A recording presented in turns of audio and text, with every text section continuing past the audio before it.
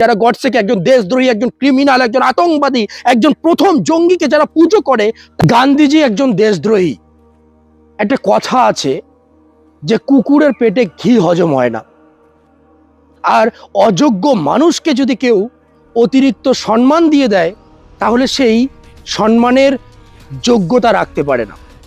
বন্ধুরা, ঘটনা হলো একজন মূর্খ, একজন আবাল, যার কোনো শিক্ষাগত যোগ্যতা নেই, যার কোনো জ্ঞান বুদ্ধি নেই, একজন নির্বোধ মানুষ, যাকে ভারতীয় জনতা পার্টি ধূপগুড়ি বিধানসভার প্রার্থী করেছে।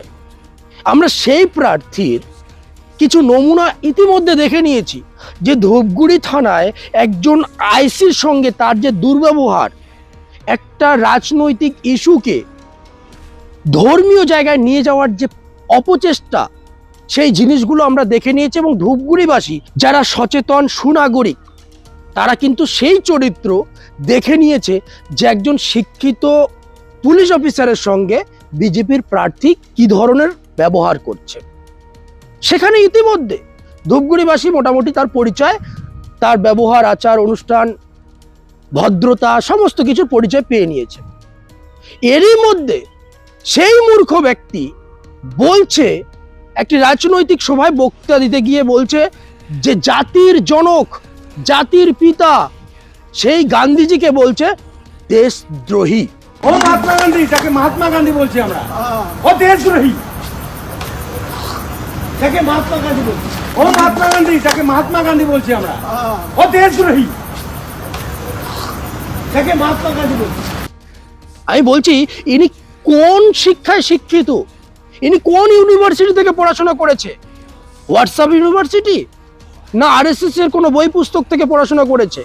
নাকি এতদিন থেকে যারা ইতিহাস নিয়ে পড়াশোনা করেছে, যারা ভারতের ইতিহাস সম্পর্কে জানে, যারা ভারতের ইতিহাস সম্পর্কে বিশ্লেষণ করে, তারাই ভুল শিখেছে? ইনি বলছে জাতির পিতা, জাতির জনক। জাতীয়তাবাদের ক্ষেত্রে, শুধুমাত্র ভারতীয় সংগ্রামের ইতিহাসে নয়, জাতীয়তাবাদের ক্ষেত্রে, দেশাত্মবোধের ক্ষেত্রে যার ভূমিকা অপরিসীম, সেই গান্ধীজির সম্পর্কে তিনি এই মন্তব্য করছে যে গান্ধীজি নাকি দেশদ্রোহী।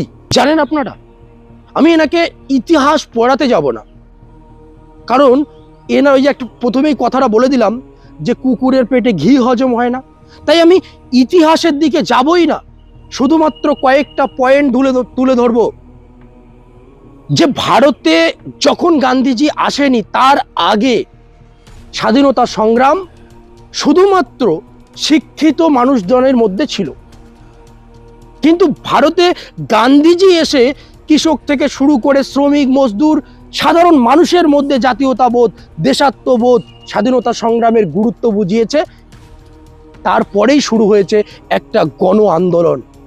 তারপরেই এই স্বাধীনতা সংগ্রামের এতটা উৎফুল্লতা, এতটা উচ্ছ্বাস আমরা দেখতে পেয়েছি, এবং শেষমেশ সেই বীজ রোপণের মাধ্যম দিয়েই আমরা কিন্তু আমাদের ভারতবর্ষকে স্বাধীন করতে পেরেছি।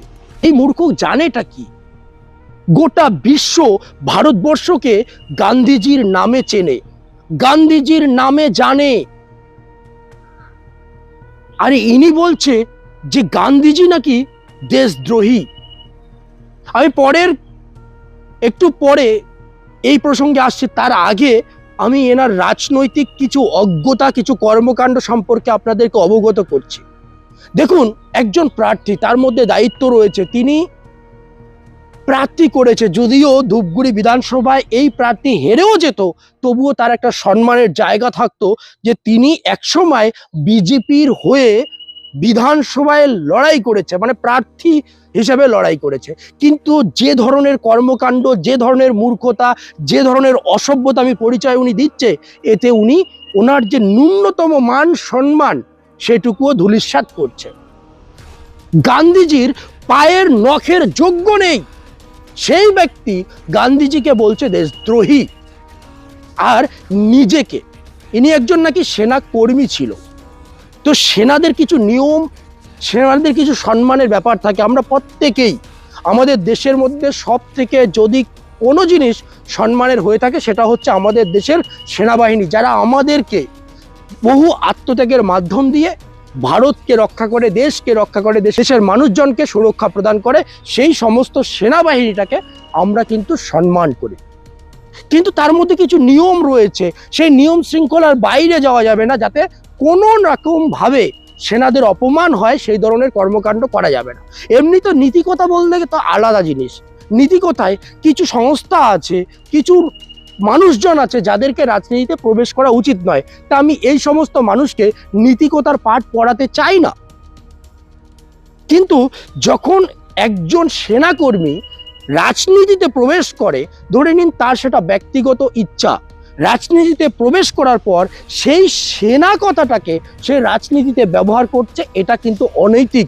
তিনি রাজনৈতিক প্রচারের তার যে ফেস্টুন, তার যে ব্যানার, সেই ব্যানারে লিখছে প্রাক্তন কর্মী। এক নম্বর কথা হলো যে কোনো সেনাকর্মীর সামনে প্রাক্তন শব্দটা ব্যবহার করা যায় না। সেখানে তাদের কিছু পদবি থাকে, মেজর, লেফটেন্যান্ট, কর্নেল, এই সমস্ত পদবি ব্যবহার করতে হয়। নামের পিছনে তাকে ব্র্যাকেটে যদি সে পদবিগুলো ব্যবহার করে, তাহলে রিটায়ার্ড কথাটা লিখতে হয়, অবসরপ্রাপ্ত কথাটা লিখতে হয়। কিন্তু সেনার যে সিম্প্যাথি, সেই সিম্প্যাথিটা রাজনৈতিক ময়দানে ব্যবহার করা যায় না। কিন্তু এই মূর্খকে কে বলবে? ইনি কোথাও না কোথাও ডিরেক্ট ইনডাইরেক্টলি ভাবে সেনাকে অপমান করছে, যেটা কিন্তু আইনত দণ্ডনীয়। কিন্তু জ্ঞানটা কে দেবে? ইনি বলছে আমাদের জাতির জনক গান্ধীজিকে বলছে দেশদ্রোহী। তাহলে আমি এই মূর্খকে কিছু পরিচয় বা কিছু ছবি দেখাতে চাই। যদি জাতির জনক গান্ধীজি দেশদ্রোহী হয়ে থাকে, তাহলে এই ছবিটা আপনারা দেখছেন, এই ছবিটা হলো জাপানে G7 সামিটে আমাদের প্রধানমন্ত্রী সেখানে গিয়ে, জাপানে গিয়ে আমাদের গান্ধীজির যে পদতলে নিজের নতমস্তকে গান্ধীজির প্রতি সম্মান প্রদর্শন করছেন। কারণ তিনি জানে যে গোটা বিশ্ব ভারতকে চেনে গান্ধীজির নামে, গোটা বিশ্বের চোখে, গোটা বিশ্বের দরবারে গান্ধীজির সম্মান। ভারতকে পরিচয় দিয়েছে বিশ্বের দরবারে গান্ধীজি। যে দলের পদপ্রার্থী নরেশ রায় গান্ধীজিকে দেশদ্রোহী বলছে, সেই দলের প্রধানমন্ত্রী নরেন্দ্র মোদী গান্ধীজির পদতলে নিজে নতমস্তকে সম্মান জানাচ্ছেন, যেটা দোগলাপন্থী নয়? তাহলে ইনি কোন শিক্ষায় শিক্ষিত? এই নরেশ রায় কোন মূর্খ, কোন পর্যায়ের মূর্খ যে জাতির জনক, যাকে প্রধানমন্ত্রীর নতমস্তকে সম্মান প্রদর্শন করছেন, সেই গান্ধীজিকে দেশদ্রোহী বলছে? এই ছবিটা দেখছেন, এই ছবিটা হলো 2017 সালের ছবি। ছবিটা আমি অন্য জায়গা থেকে কালেক্ট করিনি, এআই নয়, ব্রডকাস্টিং গভর্নমেন্ট অফ ইন্ডিয়া এই ছবিটা তাদের নিজস্ব ফেসবুক প্রোফাইলে ছেড়েছে, যেখানে দেখা যাচ্ছে আমাদের প্রধানমন্ত্রী স্বয়ং গান্ধীজির প্রতি সম্মান প্রদর্শনে চরকা কাটছে। আর কত দেখাবো, আর কত দেখাবো? 2019 সালে গান্ধীজির প্রতি সম্মান প্রদর্শনে Narendra Modi the New York টাইমে লিখেছে, why India and the world need Gandhi. একটা প্রতিবেদন লিখেছে, আমি লিঙ্কটা কমেন্ট বক্সে দিয়ে দেব। যদি মূর্খদের সেই ক্ষমতা থাকে, মূর্খদের যদি সেই পড়ার ক্ষমতা থাকে, একটু গিয়ে পড়ে নেবে। স্বয়ং প্রধানমন্ত্রী নরেন্দ্র মোদী গান্ধীজির সম্মানে 2019 সালে দ্য নিউ ইয়র্ক টাইমে লিখেছে, why India and the world need Gandhiji. 150তম জন্ম জয়ন্তীতে, গান্ধীজির জন্ম জয়ন্তীতে সম্মান প্রদর্শনে প্রধানমন্ত্রী লিখেছে। আর সেই 2019 সালেই নরেন্দ্র মোদী নিজে দ্য সোলার পার্ক গান্ধীজির নামে সোলার পার্ক উদ্বোধন করছে, যেখানে বাংলাদেশের প্রধানমন্ত্রী শেখ হাসিনা দাঁড়িয়ে রয়েছে, ছবিটা দেখতে পাচ্ছেন। তৎসঙ্গে আরো একাধিক বিশ্বের রাষ্ট্রনেতারা দাঁড়িয়ে রয়েছে গান্ধীজির প্রতি সম্মান প্রদর্শনে। আর এগুলো কোথাও তো বাদই দিলাম। আপনি যে দলের প্রতিনিধিত্ব করতে যাচ্ছেন, যে ভারতীয় জনতা পার্টির সরকার এই মুহূর্তে ভারতবর্ষের একাধিক রাজ্যে ক্ষমতায় রয়েছে, বা সেন্ট্রাল গভর্নমেন্ট, সেই সেন্ট্রাল গভর্নমেন্ট স্বচ্ছ ভারত, এই কথাটা কোথা থেকে নেওয়া হয়েছে? সেখানকার প্রতীক কি? চশমাটাকে প্রতীক করে গান্ধীজির প্রতি সম্মান প্রদর্শনের জন্য তিনি এই প্রকল্পের নাম সেটা রেখেছেন। আর আপনি বলছেন তাকে দেশদ্রোহী। তাহলে একজন দেশদ্রোহীকে যে দলের প্রধানমন্ত্রী সম্মান করছে, আর সেই দলেরই একজন পদপ্রার্থী দেশদ্রোহী বলছে, তাহলে কি আপনি কোথাও না কোথাও পরোক্ষভাবে প্রধানমন্ত্রীকেও দেশদ্রোহী বলছেন? একজন বিধানসভায় প্রতিনিধিত্ব করতে যাচ্ছেন, আপনি পড়াশোনা করেননি, ন্যূনতম জ্ঞান অর্জন করেননি?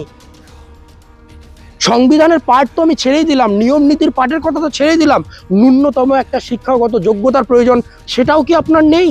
নাকি ওই আরএসএস এর হোয়াটসঅ্যাপের কোন মেসেজ দেখে, যেখানে কিছু প্রোপাগান্ডা ছড়ানো হয়, যারা গডসেপন্থী, যারা গডসেকে একজন দেশদ্রোহী, একজন ক্রিমিনাল, একজন আতঙ্কবাদী, একজন প্রথম জঙ্গিকে যারা পুজো করে, তাদের কথা মতো আপনি গান্ধীজিকে দেশদ্রোহী বলে দিলেন?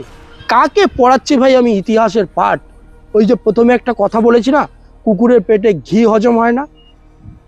তো এত কিছু পড়িয়ে লাভ নেই। সময় এসেছে ধূপগুড়ির যারা সুচিন্তন মানুষ, যারা ইতিহাস জানে, যারা আমাদের দেশটাকে জানে, যারা বিশ্বের দরবারে ভারতের মান সম্মান সার্বভৌমত্ব উজ্জ্বল করতে চায়, যারা প্রকৃত রাষ্ট্রপ্রেমী, প্রকৃত দেশপ্রেমী, তাদেরকে বোঝার সময় এসেছে যে এই ধরনের ক্রিমিনাল যারা আমাদের জাতির জনককে দেশদ্রোহী বলছে, তারা এক প্রকার ক্রিমিনাল, তারা নিজেই রাষ্ট্রদ্রোহী। যারা গডসের মতো আতঙ্কবাদীকে পুজো করে, তারা দেশদ্রোহী।